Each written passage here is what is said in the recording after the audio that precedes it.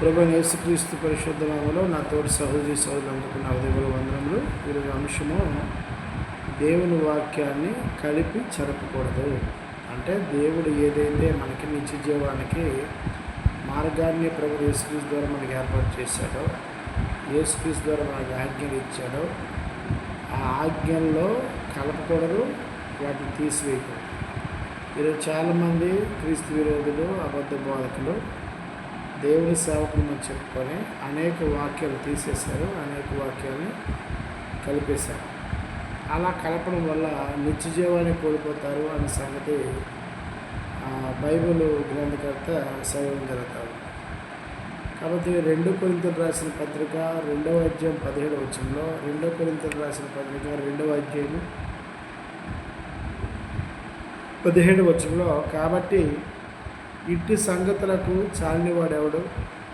మేము దేవుని వాక్యమును కలిపి చెరిపడు అనేకుల వలె ఉండక నిష్కాపట్యము గల వారమును దేవుని వలన నియమింపబడిన వారమునై ఉండి క్రీస్తునందు దేవుని ఎదురు బోధించుతున్నాము అని పౌలు గారు అన్నారు. ఏంటంటే దేవుడు మమ్మల్ని నియమించాడు. ఏమని నియమించాడు? కలిపి చెరిపడి వారు వలె ఉండకూడదు. అంటే 1వ శతాబ్దంలోనే దేవుని వాక్యాన్ని కలిపి చేరిపడి అనేక మంది ఉన్నారు. ఒకరిద్దరు కాదు, చాలామంది కలిపేవారు ఉన్నారు. కానీ మేము వాళ్ళందరూ కూడా దేవుని చేత నియమింపబడినవారు కాదు. ఎవరైతే దేవుని వాక్యాన్ని లేనిది ప్రకటిస్తారో, దేవుని రాయబడిన విషయాన్ని బోధిస్తారో, దేవుని వాక్యం ఇదే అని లేనిది ప్రకటిస్తారో వారు దేవుని చేత నియమింపబడినవారు కాదు. వాళ్ళంతా కూడాను అపవాది చేత నింపబడినవారు. కాబట్టి పౌలు గారు అన్నారు ఏంటంటే, మేము దేవుని వాక్యాన్ని కలిపి చిరుగుడు వారు కాదు అంటున్నాడు. కాబట్టి మళ్ళీ చెప్తున్నాను, దేవుని వాక్యాన్ని ఎవడైతే కలుపుతాడో, దేవుని వాక్యాన్ని తీసివేస్తాడో, ఊహ ద్వారా చెప్తాడో, బ్రహ్మపక్ష ఆత్మలో చెప్తాడో, తన సొంత జ్ఞానం ఉపయోగిస్తాడో, వాడు దేవుని చేత నింపబడినవాడు కాదు. వాడికి 10 లక్షల సంఘం ఉన్నా సరే ఆ సంఘము దేవుని కాదు. కాబట్టి దేవుని దాన్ని గౌరవించాలి అన్నాడు.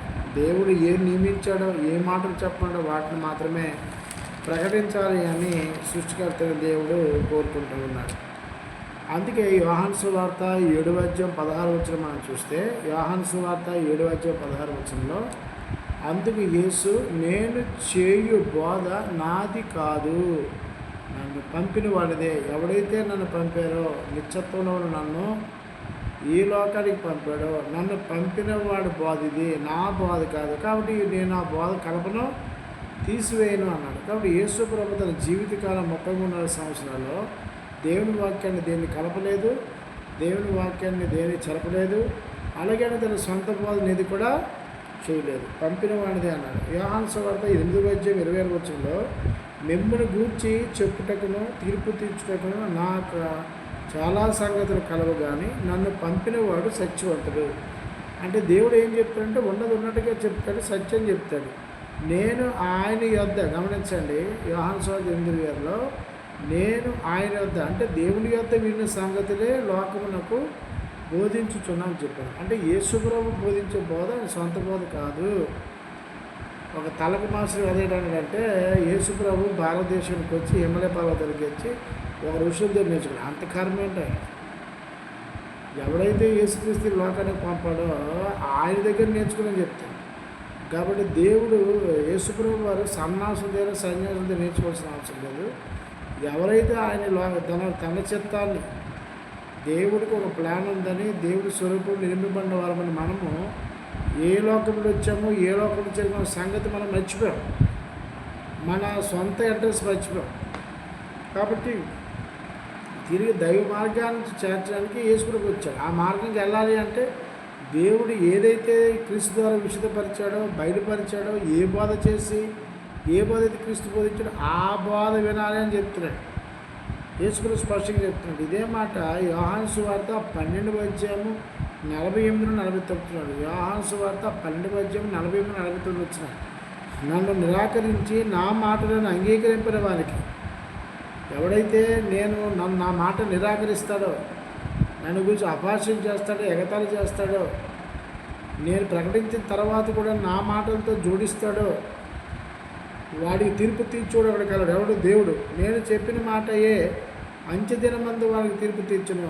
ఏ మనుషుడైతే అంత్యదినంలో వస్తాయో వాడికి చివరి దినాలు వస్తాయి. దేవుడు తీర్పు తీరుస్తాడు. ఎలాగనగా నా అంతటా నేనే మాట్లాడలేదు, నేను ఏమనవలనో గమనించండి. యేసుప్రభు నేను ఏమనవలనో ఏమి మాట్లాడవలనో దాన్ని గూర్చి నన్ను పంపిన తండ్రియే నాకు ఆజ్ఞ ఇచ్చి ఉన్నాడు అన్నాడు. నేను ఏం మాట్లాడాలో, ఏం మాట్లాడకూడదో, ఏం బోధించాలో, ఏం బోధించకూడదో ఈ ఆజ్ఞలు ఇచ్చినాడు దేవుడు అనే సంగతి బయలుపడి. కాబట్టి దేవుని గ్రంథాన్ని క్రైస్తవులు గౌరవించాలి. కాబట్టి ఎవడైతే దేవుని గ్రంథాన్ని గౌరవించకుండా ఈరోజు ఎన్ని కలిపేశారు చెప్పనా? శుక్రవారమే ఉపవాసాలు ప్రార్థన అంటాడు. అసలు శుక్రవారం ఉపవాస ప్రార్థన బైబిల్ ఎక్కడే లేదు. శుక్రవారం ఆదివారం తెల్ల చీరలు కట్టుకొని రండి అంటాడు.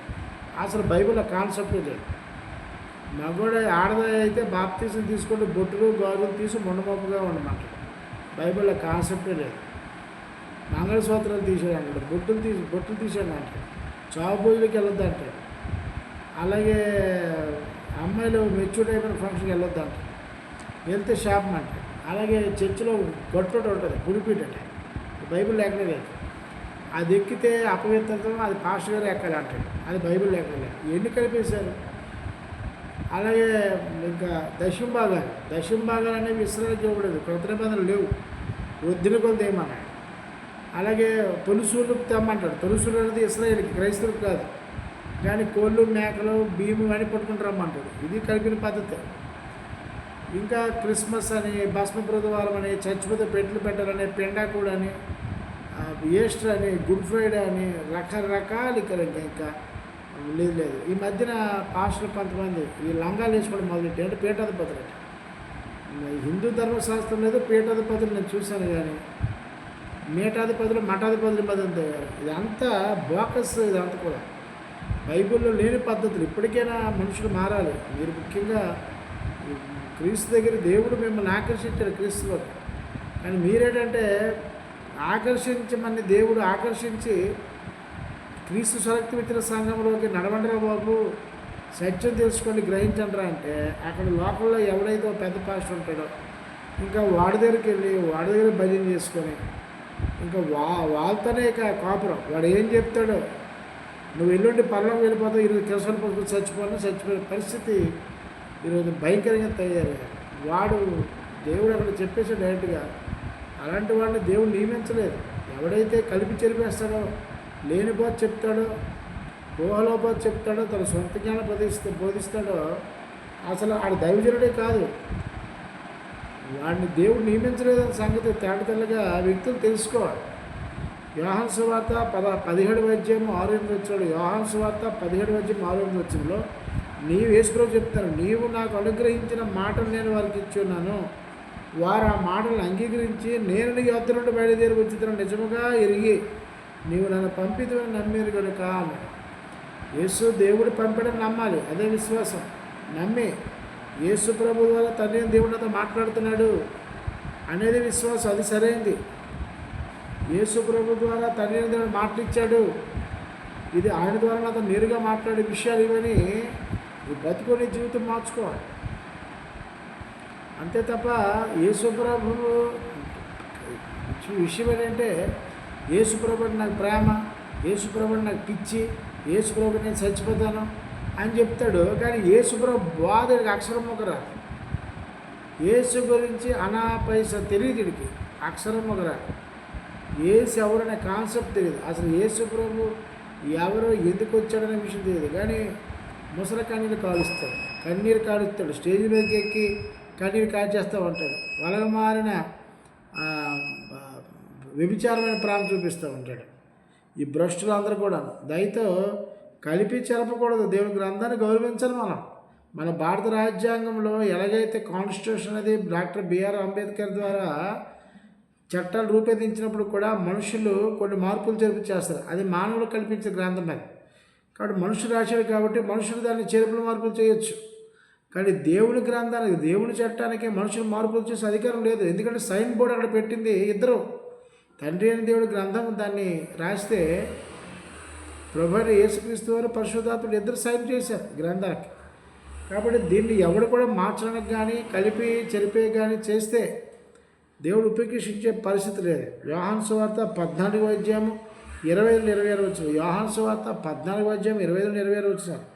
ఆదరణకర్త అనగా తండ్రి నామమున పంపబో పరిశుద్ధాత్మ సమస్తమును మీకు బోధించి నేను మీతో చెప్పిన సంగతులన్నీ మీకు జ్ఞాపకం చేయాలి అన్నాడు. అని ఇప్పుడు తండ్రి అని దేవుడు వేడుకుంటున్నాడు అన్నాడు. పరిశుద్ధాత్ముడు వచ్చిన తర్వాత కూడా మనకి సొంతగా బోధించడం. ఏం బోధిస్తారంటే యేసు ప్రభు చెప్పిన బోధే ఈయన మళ్ళీ చెప్తాడు. ఎవరు? పరిశుద్ధాత్మ చెప్పి ఏం చేస్తాడంటే గ్రంథస్థం చేయించి సర్వమానవ జాతికి అందిస్తాడు అనే సంగతి కూడా యోహాను సువార్త 16వ అధ్యాయం 13-14 వచనం చేస్తే, యోహాను సువార్త 16వ అధ్యాయం 13-14 వచనాలు. అయితే ఆయన అనగా సత్యస్వరూపైన ఆత్మ వచ్చినప్పుడు మిమ్మల్ని సర్వసత్యంలోకి నడిపించను. ఆయన తనంతట తానే ఏమి బోధింపక. ఎవరో? పరిశుద్ధాత్మ. వేటిని వినను అంటే యేసు ప్రభువు ఏమి విన్నాడో వాటిని బోధించి సంభవింపబో సంగతిని మీకు తెలియజేయను. అలాగే ఆయన నా వాటిలోని తీసుకొని, అంటే ఎవరో యేసు ప్రభువు చెప్పిన వాటిని తీసుకొని మీకు తెలియజేయను కనుక నన్ను మహింపరచును అన్నాడు. గొప్ప చేస్తాడు. మహింపరచడం అంటే ఏంటి?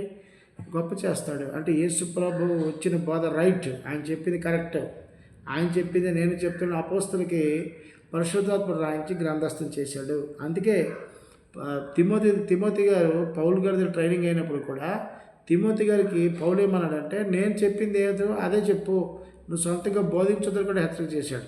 2 తిమోతి రాసిన పత్రిక 2వ అధ్యాయం 2వ వచనంలో, 2 తిమోతి రాసిన పత్రిక 2వ అధ్యాయం 2వ వచనంలో, నీవు అనేక సాక్షులు ఎదుట నా వలన విన్న సంగతులను ఇతరులకు బోధించుటకు సామర్థ్యం గల నమ్మకమైన మనుషులకు అప్పగింపు అన్నాడు.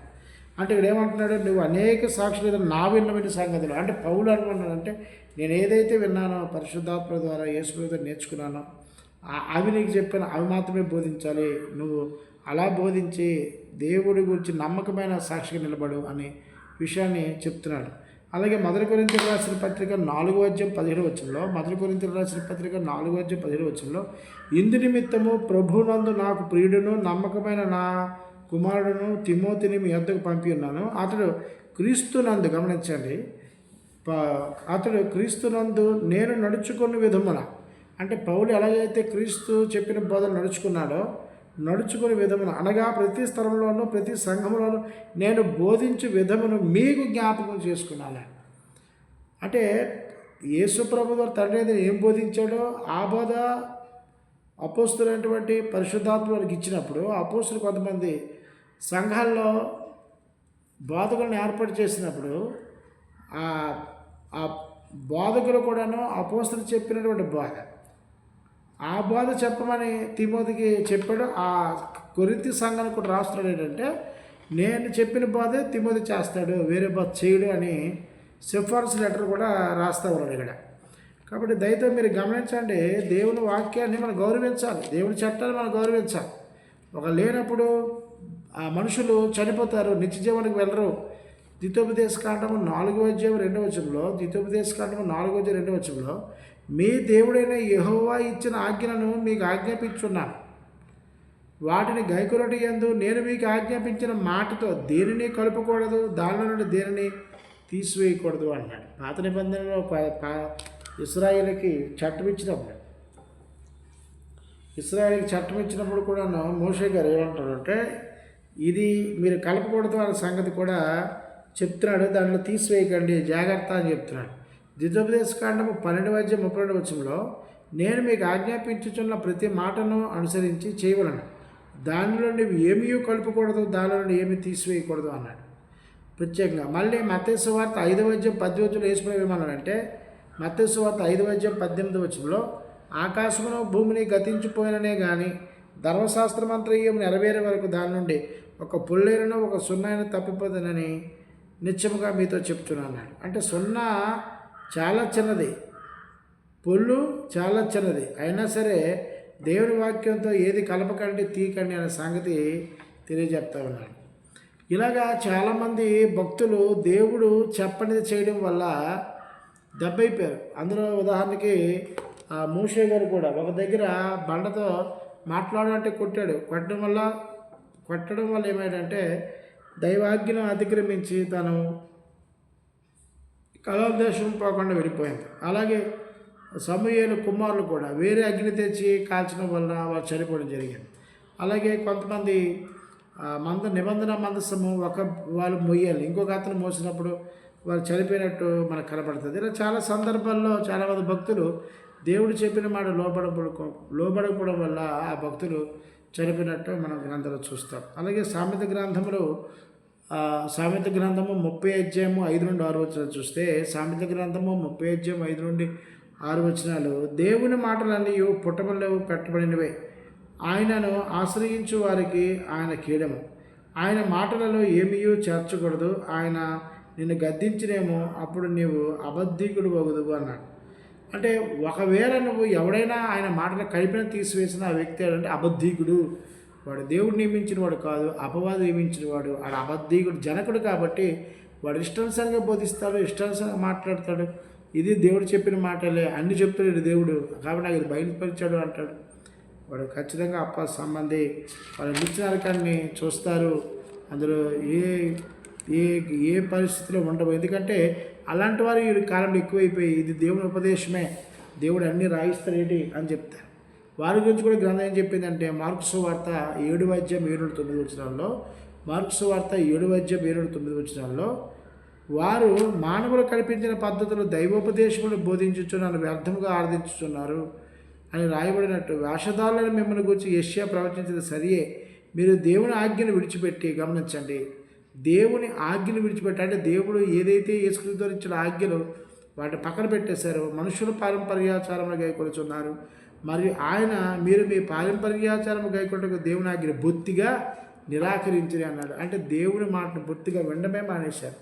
ఈరోజు చాలామంది పెద్ద పెద్ద ఆఫీసర్లు కూడా ఈరోజు మేము క్రీస్తుని నమ్మామని పెద్ద పెద్ద ఆఫీసర్లు ఉన్నారు, కానీ కనీసం వారికి బైబిల్ ఎథిక్స్ కూడా తెలియవు, బైబిల్ కనీసం బేసిక్స్ లెసన్స్ కూడా తెలియవు. దేవుడు అసలు ఏం రాయించాడో కూడా సొంత పరిజ్ఞానంతో వినే పరిస్థితి లేదు. అవతల 10th క్లాస్ ఫెయిల్ అయిపోయి నా దేవుడు మాట్లాడాడు లేకపోతే అని వాళ్ళ ఒక పెద్ద సామాజిక వర్గానికి చెందిన వ్యక్తి అవ్వచ్చు, లేదా కొంచెం అందంగా ఉండొచ్చు, లేకపోతే తన మాట వాక్చాతుర్యం బాగుండొచ్చు. ఆ వ్యక్తి దగ్గరికి వెళ్ళిపోయి వాడు ఏ సొల్లు చెప్పినా ఏ అబద్ధం చెప్పినా సరే వాడు చెప్పింది రైట్ అని బొత్తిగా గుడ్డిగా నమ్మే విశ్వాసం చాలామంది లోకంలో ఉన్నారు. నేను కూడా మొదట్లో అలాంటి వారిని వెంబడించాను, వారికి అక్షరం కూడా రాదు. కానీ దేవుని మహాకృపను బట్టి మనము ఏం చదువుతున్నామో ఏం వింటున్నామో అవతల చెప్పే వ్యక్తి నిజంగా ఉందా లేదా అని. ఈరోజు ఎన్ని చెప్పే చూడండి, క్రిస్మస్ అని కానీ, గుడ్ ఫ్రైడే కానీ, భస్మ బుధవారం కానీ, ఈ తెల్ల బట్టలు కానీ, ఆచరణలు కానీ విపరీతంగా ప్రాచుర్యంలో ఉన్నాయి. ఇవేవి కూడా గ్రంథంలో, ఇవన్నీ కూడా మనుషులు పెట్టిన పద్ధతులే. దాన్ని ఏం చేశారంటే దేవుని ఆజ్ఞనే నిరాకరించి బొత్తిగా పక్కన పెట్టేసి వారు ఇష్టానుసారం ప్రవర్తిస్తున్నారు. ఎవరైతే అలా చేయిస్తున్నారో వాడును ఆయన వెంబడించి మనుషులందరూ కూడా నరకానికి వెళ్తారండి. యేసు ప్రభు వారే ప్రకటన గ్రంథం 22వ అధ్యాయము 18-19 వచనాల్లో యోహాను భక్తుడికి భవిష్యత్తు గురించి చెప్తున్నాడు. ప్రకటన గ్రంథము 22వ అధ్యాయము 18-19 వచనాలు. ఈ గ్రంథమందున ప్రవచన వాక్యములు వినువ ప్రతి వానికి నేను సాక్ష్యం ఇచ్చింది ఏమనగా, ఎవడైనానో వీటితో మరి ఏదైనానో కలిపిన ఎడలా ఏ గ్రంథంలో రాయబడిన తెగుళ్ళు దేవుడు వానికి కలుగు చేయను.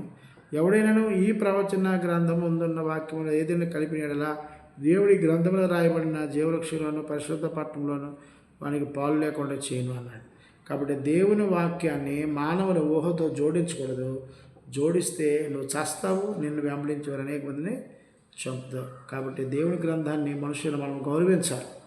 కాబట్టి ఎవడైతే కలుపుతున్నాడో, ఎవడైతే తీసివేస్తున్నాడో వాడిని దేవుడు అపాయింట్మెంట్ చేయలేదు, దేవుడు నియమించలేదు, వాడిని అపవాది నియమించాడు. కాబట్టి వాడు ఊహలతోటి, వాడు సొంత జ్ఞానంతో, సొంత పరిజ్ఞానం తెలిపోతాడు తప్ప మరి దేవుని మాటతో సంబంధమే లేదు.